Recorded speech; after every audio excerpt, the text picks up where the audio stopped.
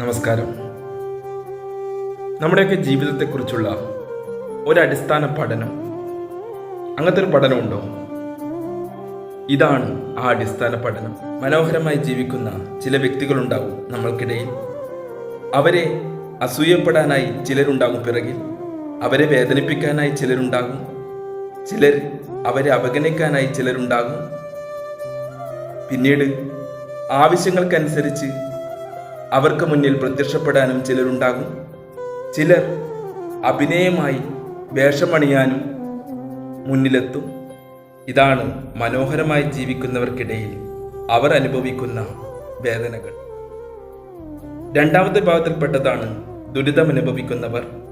ജീവിതത്തിൽ ദുരിതമനുഭവിക്കുന്നവർ, അവർക്ക് വേദനകൾ മാത്രം. പിന്നീടൊരു സത്യം, അവരെ തിരയാൻ ആരുമില്ല എന്നൊരു സത്യം മാത്രമാണ്. മനോഹരമായി ജീവിക്കുന്നവർക്കിടയിലും ദുരിതമനുഭവിക്കുന്നവർക്കിടയിലും രണ്ടുപേർക്കും സത്യത്തിൽ പ്രശ്നങ്ങളുണ്ട്. അതാണ് ഈ പഠനത്തിൽ നിന്ന് നമുക്ക് മനസ്സിലാവാൻ സാധിക്കുന്നത്. അടുത്തുള്ളവരെ അടുത്തറിയാൻ കഴിയാത്തവരാണ് നമ്മൾക്ക് ചുറ്റും. അത് മനസ്സിലാക്കുക.